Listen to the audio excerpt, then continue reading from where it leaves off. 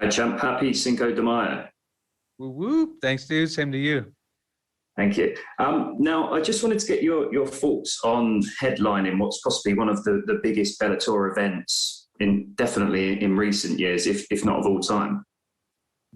Oh, yeah. I mean, it's awesome. It's just proven that all the hard work, the time I took to really develop and grow as a martial artist is starting to pay dividends. And for Scott Coker to believe in me to headline this event is just a dream come true. I'm honored first and foremost, and for it to be on Cinco de Mayo, it's paying homage to my culture, and I'm very thankful for that. And without overlooking Sergio, we've spoken to a number of other 135 pounders this evening.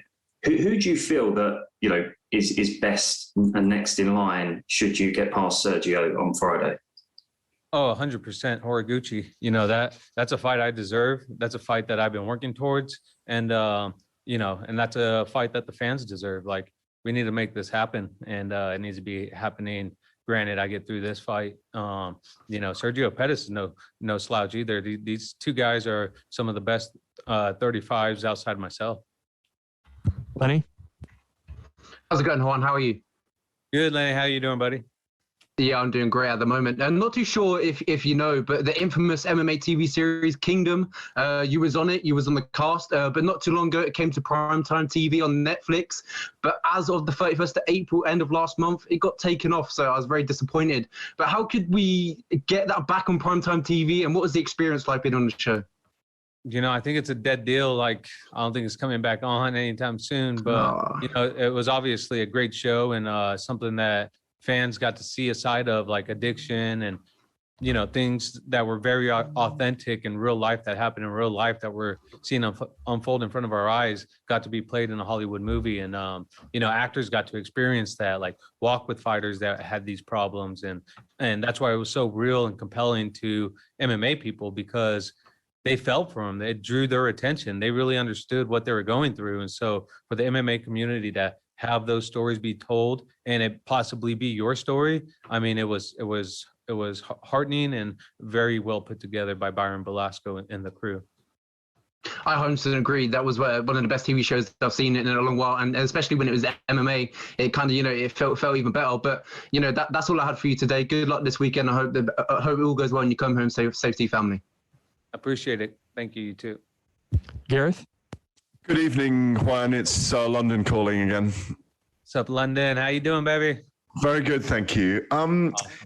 We had Sergio on earlier, your opponent, the challenger, on Friday night, and he was saying that he doesn't always have a game plan, and I completely get this, and I'm sure you will, that it's all about he's done all his training, it's all about being present in the moment.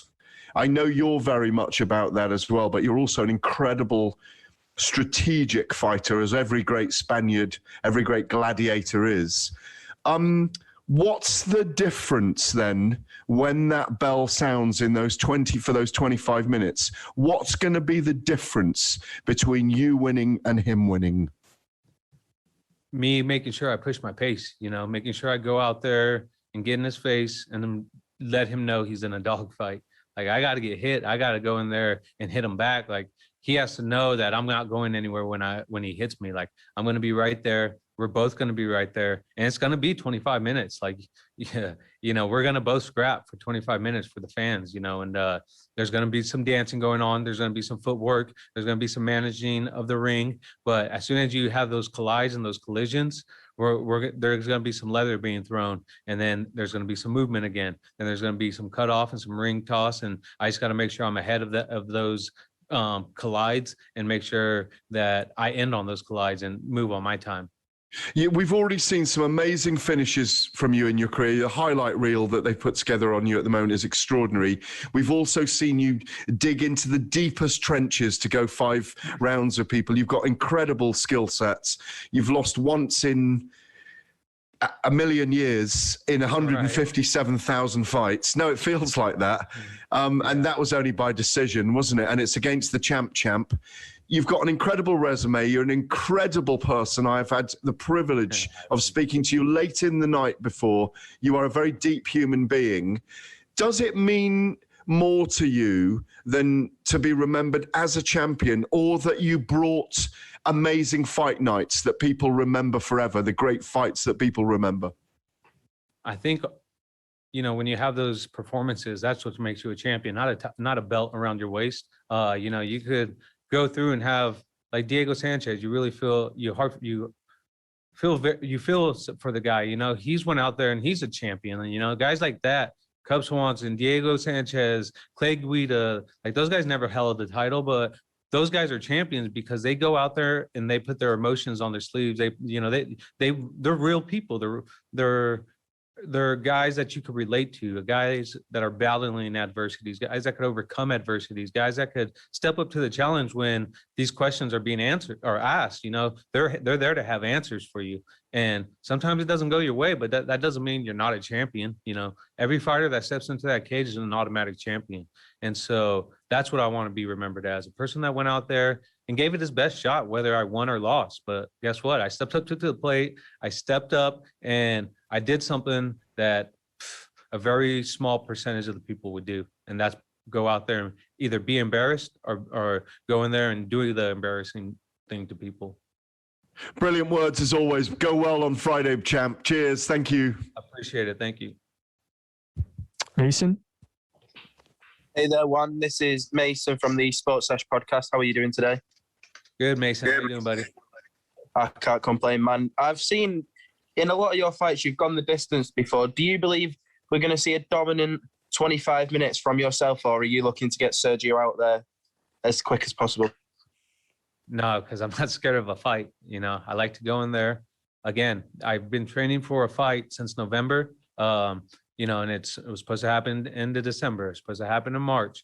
Kept getting postponed due to not our circumstances or Bellator circumstances, but on the other end. And so, to be robbed 25 minutes of fighting and not know when you're going to fight again, that's not for me. I'm going to go out there. And, obviously, if a finish happens, it happens. I'm more than thrilled, but I'm not going to force it. I'm not scared of a fight. I'm going to go in there and I'm going to fight for 25 minutes.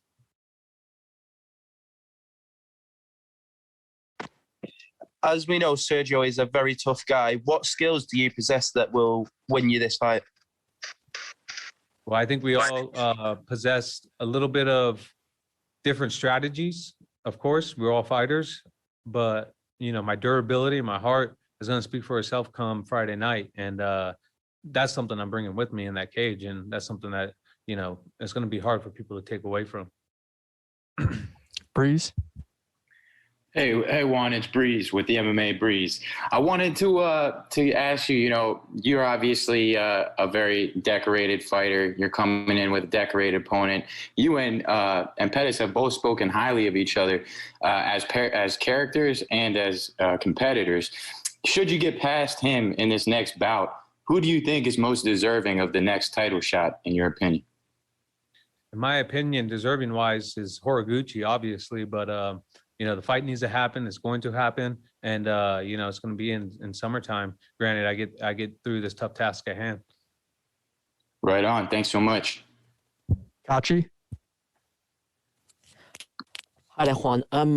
Happy Cinco de Mayo, first of all. So this is Kachi from Jiu-Jitsu Mag. I just wanted to ask you your opinion on this. I've noticed one thing about 135, which is that regardless of what promotion it is, no one has really defended the belts in any of these promotions more than 2, maybe 3 times.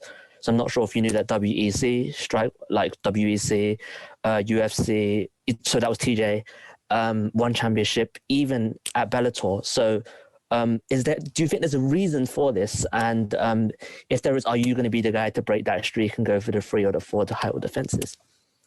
I never even knew that. So congratulations on you. I've seen that. That's a really good statistics. But yeah, that would be awesome, of course, and I think the reason why is it's just an evolving sport. You got so many guys and so much talent there, and just the athletic capability of some of these lighter weights is just phenomenal, right? You go in there and it could be anyone's night, whether you get caught in submission, get slept, whether it's a decision, bad call by the refs, bad call by the judges. It's just you never know what's going to happen when you go in there. So that's pretty cool. Good job on you. Yeah, I just wanted to quickly ask you as well. I know one of your losses has come to Pitbull. Is that are you even thinking about that 145-pound division? I mean, you know, coming down, you said that this is obviously not the easiest weight class for you to make, even though you're comfortable here. Are you looking for that in the future? Is that maybe that's the reason that you might not make that 3 or 4 title defenses here? Like, are you looking at that 145-pound belt as well?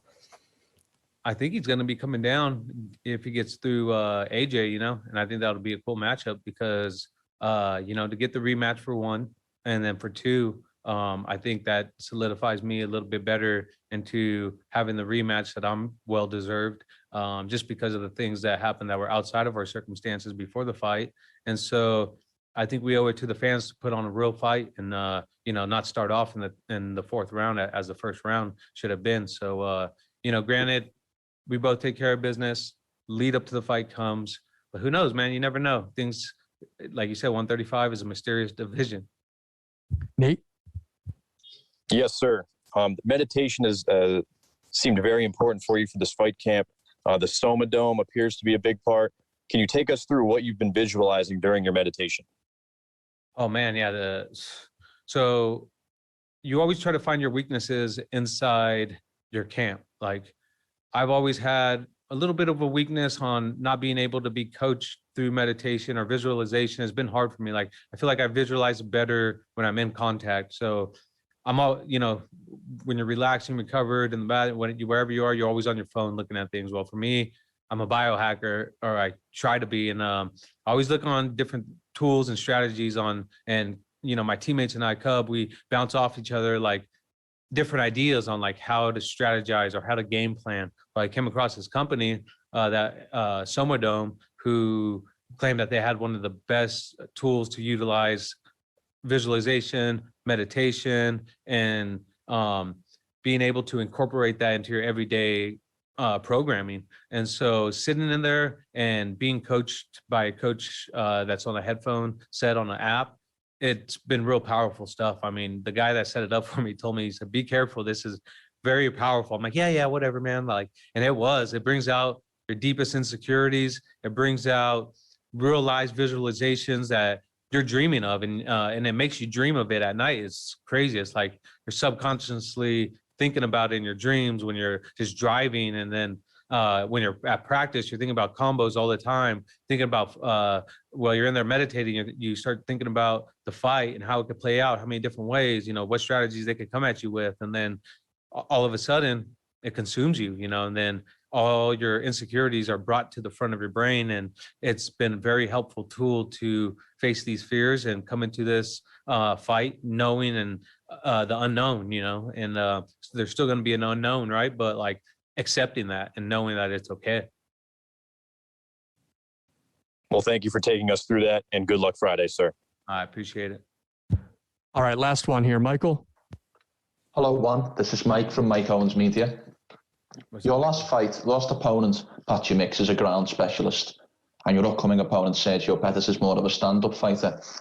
I'd just like to know what your opinion is on fighting such contrasting styles back-to-back. Yeah, it's awesome. You know, I mean, I deal with that in the practice room all the time. You know, you got Brian Ortega, you got TJ Dillashaw, Cub Swanson, Georgie Karakanyan. I mean, you got a real group of guys that have different strengths and weaknesses in their games. And to be able to deal with that every day and then go into fights like that, you're like, man, this is not what I expected. Like, this is awesome. So obviously there's scary moments in there and you get a little buzzed or you get a little controlled and you're worried about it, but it's not positions that I haven't been there before. All right, Juan. Thank you very much for the time today and good luck on Friday. Thank you, guys.